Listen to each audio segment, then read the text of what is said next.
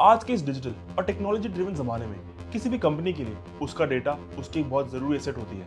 लेकिन काफी बार देखा जाता है कि आपकी कंपनी में काम कर रहे एम्प्लॉयज इस डेटा को चोरी करने के इरादे से इसको एक अनऑथराइज तरीके से कॉपी कर लेते हैं ताकि इसे अपने फायदे के लिए इस्तेमाल कर सके या इसे आगे किसी कॉम्पिटिटर को पैसों के लालच के चलते बेच दे। इससे एक कंपनी को आर्थिक रूप से तो नुकसान होता ही है, लेकिन काफी बार इन गतिविधियों के कारण कंपनी को बंद करने की नौबत भी आ जाती है।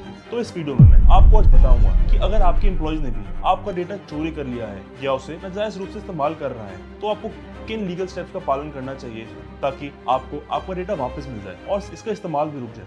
तो चलिए शुरू करते हैं।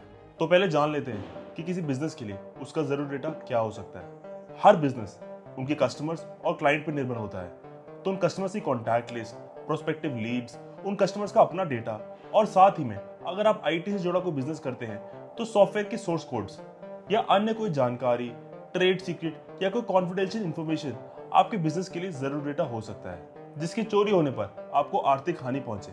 बाकी तो डेटा कंपनी के काम और साइज के अनुसार वेरी कर सकता है। और अब इस डेटा को बचाने के लिए एज अ प्रिकॉशनरी मेजर आप इंश्योर करें कि आपके पास काम करे सभी एम्प्लॉयज एक एम्प्लॉयमेंट अग्रीमेंट साइन करें जिसमें एनडीए यानी नॉन डिस्क्लोजर अग्रीमेंट भी शामिल हो। ये अग्रीमेंट मैं स्क्रीन पर दर्शा रहा हूँ, आप इसका लिंक डिस्क्रिप्शन बॉक्स से ले सकते हैं। साथ ही में ऐसी प्रॉब्लम से बचने के लिए आप अपने एम्प्लॉयज के साथ हुए एग्रीमेंट में ये सभी क्लॉज भी जरूर डलवाएं जिसमें आ जाता है नॉन सॉलिसिटेशन, यानी आपके ऑर्गेनाइजेशन में काम करते हुए या उसके बाद वो आपके क्लाइंट्स या एम्प्लॉयज के साथ कोई ऑफिशियल रिलेशनशिप नहीं रख सकते। फिर आ जाता है नॉन कॉम्पिटिशन, यानी वो आपके बिजनेस से मिलते जुलते बिजनेस में आगे नौकरी नहीं कर पाएंगे या डायरेक्टली और इनडायरेक्टली ऐसा कोई व्यवसाय खुद से भी शुरू नहीं कर पाएंगे।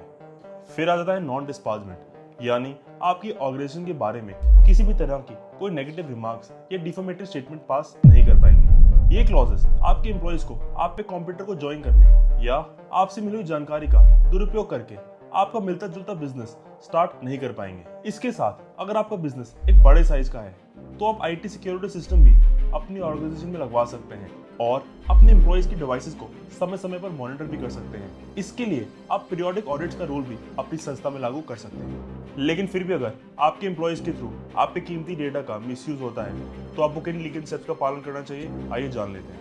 पहला जाता है sending a cease and desist notice.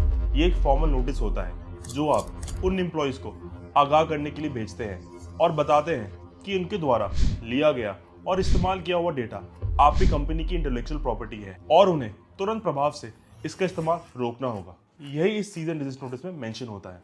साथ ही में इसमें आप डेटा का मिसयूज किए जाने के लीगल परिणाम जैसे कि एफआईआर और मॉनेटरी कॉम्पनसेशन का भी मेंशन कर देते हैं। ये नोटिस आप एडवोकेट के थ्रू भी भेज सकते हैं।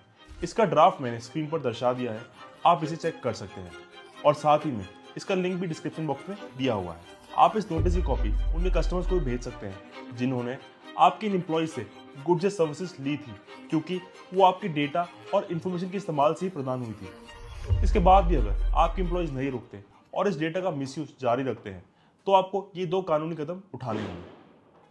पहला आ जाता है अपने एम्प्लॉय से अगेंस्ट क्रिमिनल कंप्लेंट फाइल करना और एफआईआर दर्ज करवाना। ये एफआईआर भारतीय न्याय संहिता के सेक्शन 316 और 318 और साथ ही में section 43A and 72A of information technology act के अंतर्गत दर्ज होगी।